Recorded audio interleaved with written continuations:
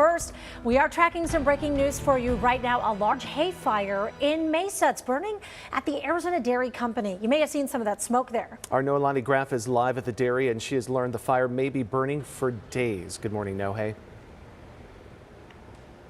Good morning, Justin and Allison. Absolutely, we might see this plume of smoke for 3 days, even up to a week. When it was burning and I pulled up this morning, I could see the flames from at least a mile away. And now the smoke you can see from even further, the sky really starting to fill with it now. So air quality could be an issue for folks here in Mesa as this continues to smolder. Firefighters tell me there are 500 bales burning in that pile. The owners of Arizona Dairy actually helped to fight it using their bulldozers, and about 20 hand crews responded from rural Metro, adding water to help with their fight.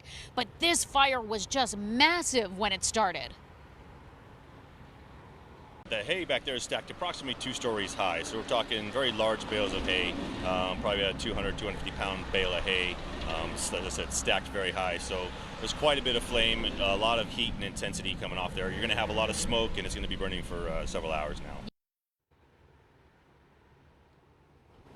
And at this point, there's really not much more firefighters can do. They do have a handle on it, so now it's just defensive mode, waiting for those hot spots to smolder, and they'll turn that over to the owners, and they'll have to monitor the fire after that until it's completely out. I can tell you that no people or livestock were hurt, but this is still going to be a very costly loss for the owners here. This is a locally owned farm. As for a cause, right now, I'm told it looks like spontaneous combustion, and that can happen with bales of hay when you get lots of rain and then suddenly a very hot, dry forecast after that.